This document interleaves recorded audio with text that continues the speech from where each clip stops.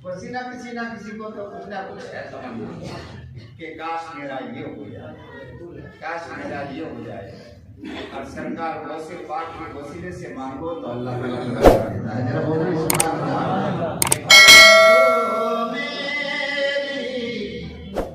छोली खाली बहु से आज़म जिलानी। शेर सुनिएगा कि माने तुमको अपने सितम में आधा हाफिज कर डाला। माँ अच्छी हो तो बेटा अच्छा बन जाता है, माँ हाफिजा हो तो बेटा हाफिज बन जाता है, असर पड़ता है। इसलिए अल्लाह के रसूल ने फरमाया फस्फुर बेज़ातिद्दीन, जब भी तुम शादी करने जाओ तो देखो कि लड़की दीनदार है कि नहीं। जो से बोलो सुभान अल्लाह। कि माने तुमको अपने सितम में आधा हाफिज कर डाला। आपके माँ भी अल्लाह वाली गौसे आज़म जिलानी। आपके माँ भी अल्लाह वाली गौसे आज़म जिलानी। के दर पे तुम्हारे ममता खड़ा है, दिल में करम की आस लिए। दूर करो सबकी बदहाली गौसे आज़म जिलानी।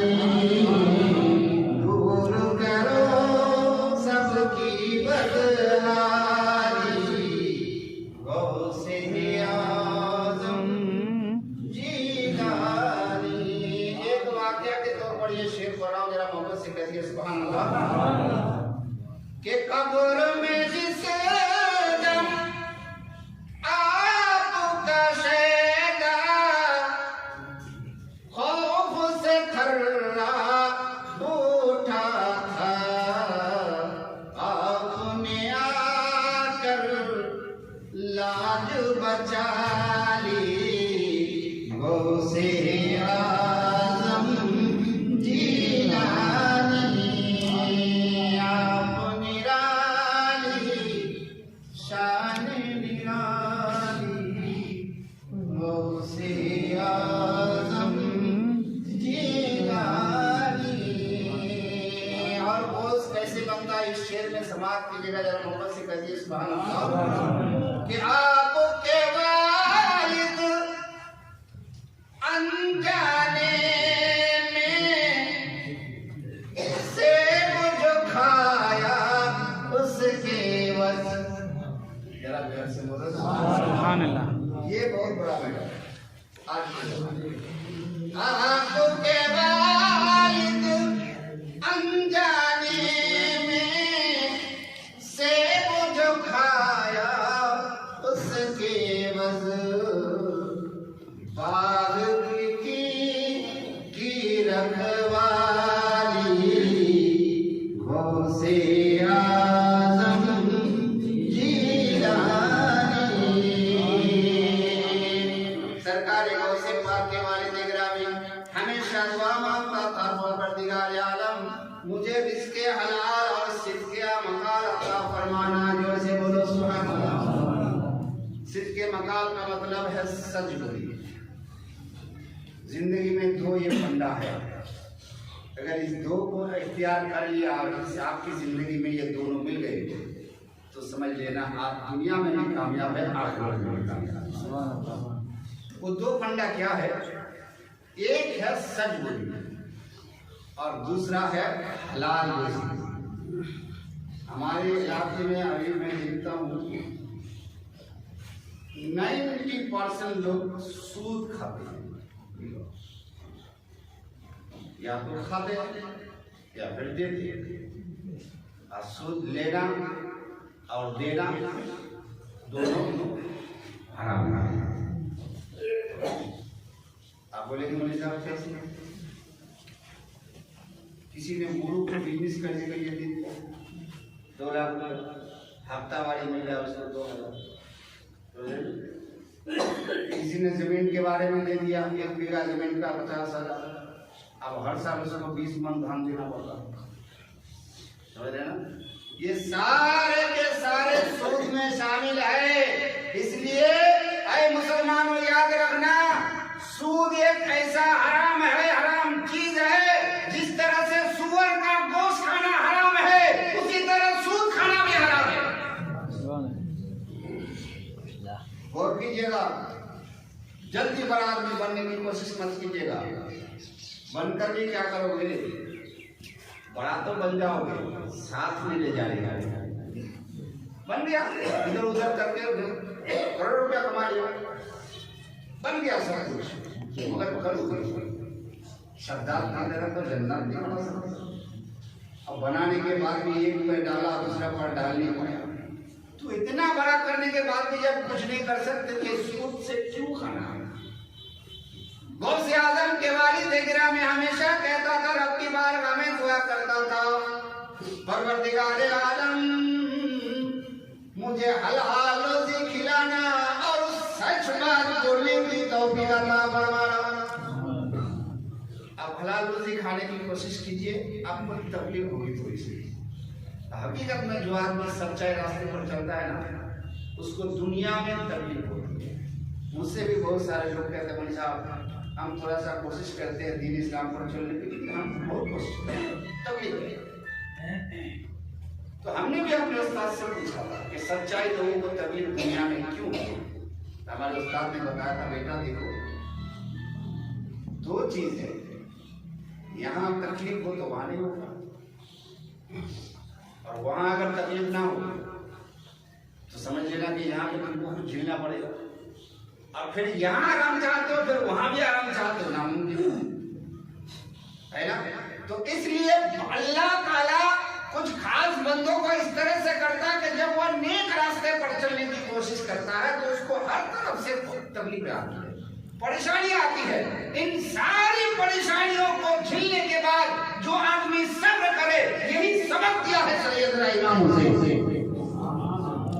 अगर सब्र कर लिया तो फिर रब फरमाता है, तो ऐसे सब्र करने वाले को खुशखबरी दे दो कि मैंने उसके लिए ही जन्नत।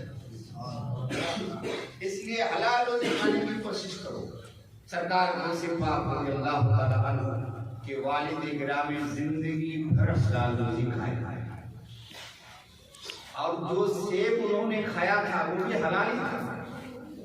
ऐसा नहीं है, आप समंदर में एक सेब अगर बह करके आएगा, कोई बंदा उठा करके खा लेगा तो नाजायज नहीं है।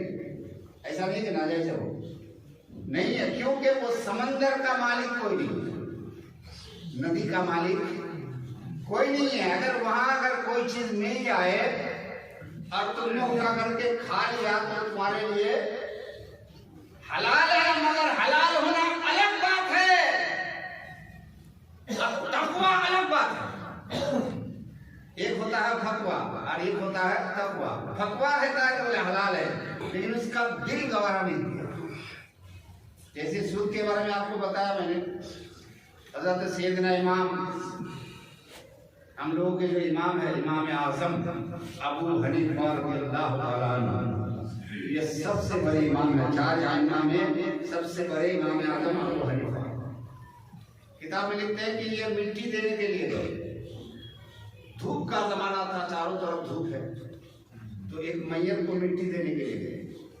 तो जब मिट्टी देने के लिए गए तो सारे लोग वहां कब्रिस्तान के करीब एक घर था, और उस घर का जो साया होता है ना, साया, उस साये में जाकर के छुप गया धूप से बचने के लिए। मगर सैयदना इमाम आज़म वो कब्र के पास ही खड़े रहे। तो लोगों ने कहा कि सरकार एक काम कीजिए ना, यहाँ छाया है, साये में आ जाए, थोड़ा ठंडा भी है, यहाँ थोड़ा आराम कर लीजिए, तब तक वो सब मिट्टी उठे वो सब ठीक हो जाएगा, बाद में दुआ मांग करके चले जाएंगे। तो इमाम आजम कहते कि मैं वहाँ नहीं, बात रफा दफा हो गई, मिट्टी हो गई, दुआ मांग लिए गए। धूप में सैयदना इमाम आजम बड़े इमाम थे, बहुत बड़े आलिम थे,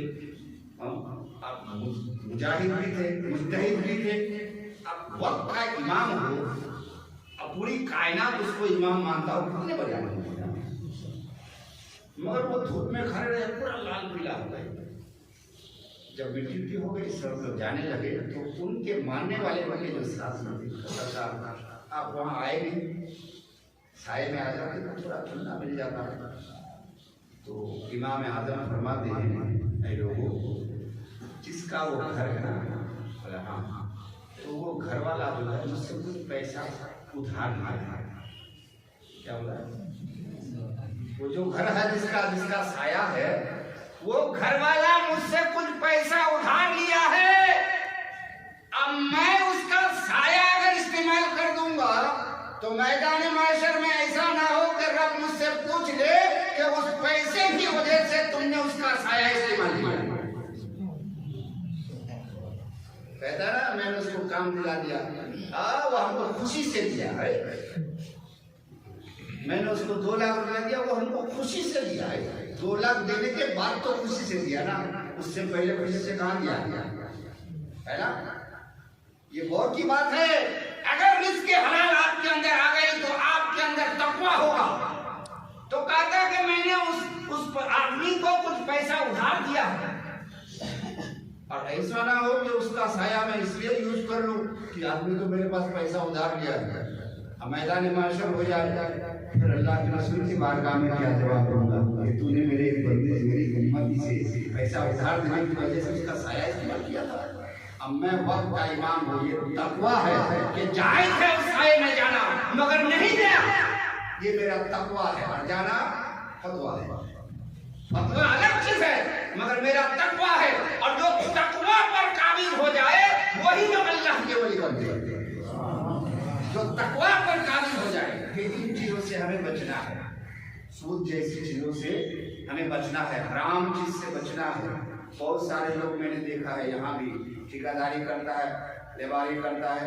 आप कोई आदमी ठेकेदार है तो आप रंग का काम है ना, किसको देगा? अतर भी को दे देते हैं, अतर उससे बात करता है, 10,000 देगा नहीं।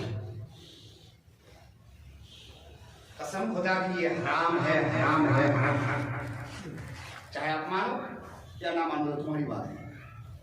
आप किसी मुसलमान भाई का अगर मदद करते हैं काम देने के लिए, उसका रब का काम दे दिया, फिर उससे मांग रहा है 10,000 दीजिएगा ना, आप जितने में मिलाना है मिला लो, मगर 10,000 मुझे चाहिए। अब आपने ढलाई वाला काम है, ढलाई कर दिया, प्लास्टर का काम किसी को देगा 20,000, मालिक से जो मिलाना है मिला लो, 20,000 ले लीजिए।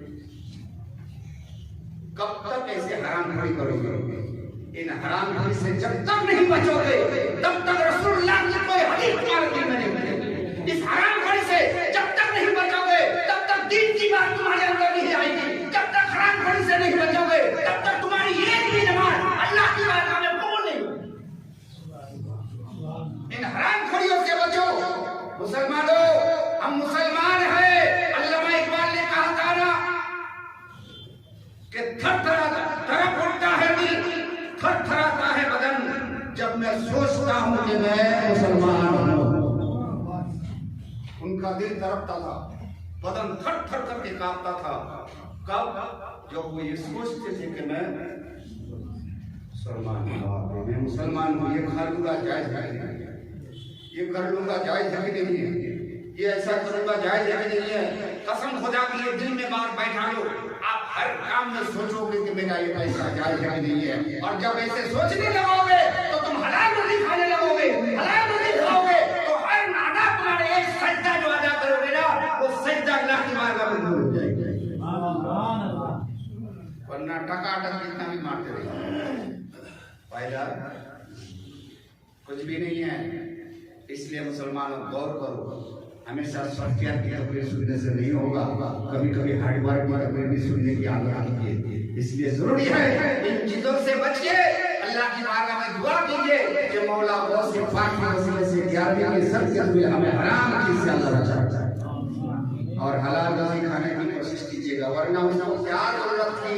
वो सेब बढ़ के आ रहा था, उठा के खा लिया, मगर दिल में ख्याल आया या अल्लाह किसका नहीं किसका सेब है, खा लिया, मालिक कौन है सेब का, गुनाह तो नहीं होगा ना। यार आप कभी गुनाह के बारे में सोचिए, जो काम करते हैं कभी सोचते हैं कि जो मैं कर रहा हूँ गुनाह तो नहीं होगा ना। जरा गौर कीजिएगा यार, ध्यान दीजिएगा, मेरी बात है, रात को अंधेरे में सोचिएगा कि इमाम साहब ने जो बात बताई, जब भी कोई काम करने जाए तो एक बार तुम सब सोचिएगा कि गुनाह तो नहीं होगा ना।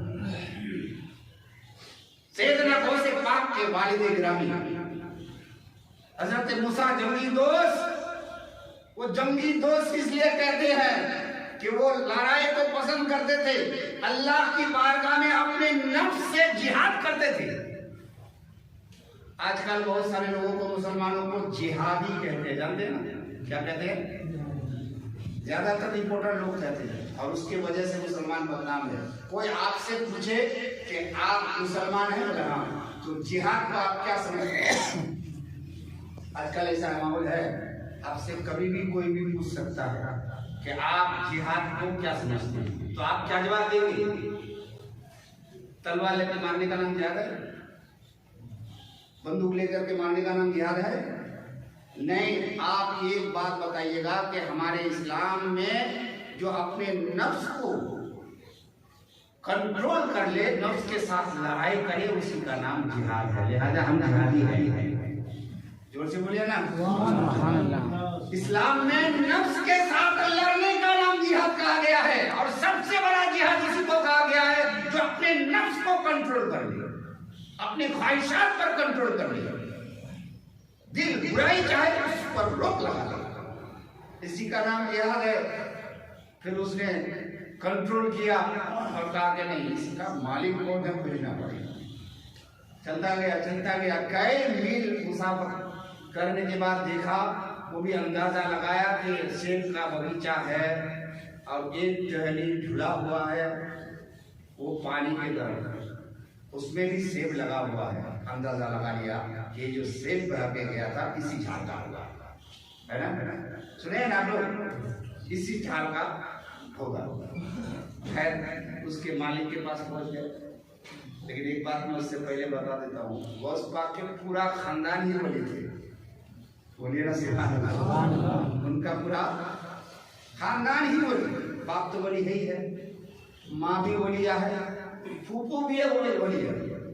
उसके फूफू के बारे में एक बताता हदीस आया है कि पूरे इलाके में बारिश नहीं हो रही थी, पूरा कहत साली हो गया था, पानी नहीं है, परेशान हो गए। तो उसके फूफू के पास गए, कामा एक काम कीजिए ना, बारिश नहीं हो रही है तो दुआ कर दीजिए। उस जमाने का अकीदा देखिए, आप दुआ कर दीजिए ना, पानी हो जाएगा। बोलिए सुभान अल्लाह। आज अहले सुन्नत वल जमात का वही अकीदा है कि हम जब भी कोई परेशान होते हैं, किसी कोई बुजुर्ग के पास जाते हैं, ऐसा दुआ कर दीजिए, है ना? हमारा ईमान है कि अल्लाह वाले अगर दुआ कर दे, अल्लाह ताला कबूल फरमा लेता है। बोलिए सुभान अल्लाह।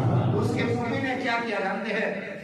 अच्छा दुआ करने के लिए बोल रहे हैं, ठीक है, घर के अंदर से झाड़ू निकाला, आज झाड़ू निकाल करके जो अंगना होता है ना बाहर, अंगना में पूरा झाड़ू मार दिया तो धुला धुला हो गया।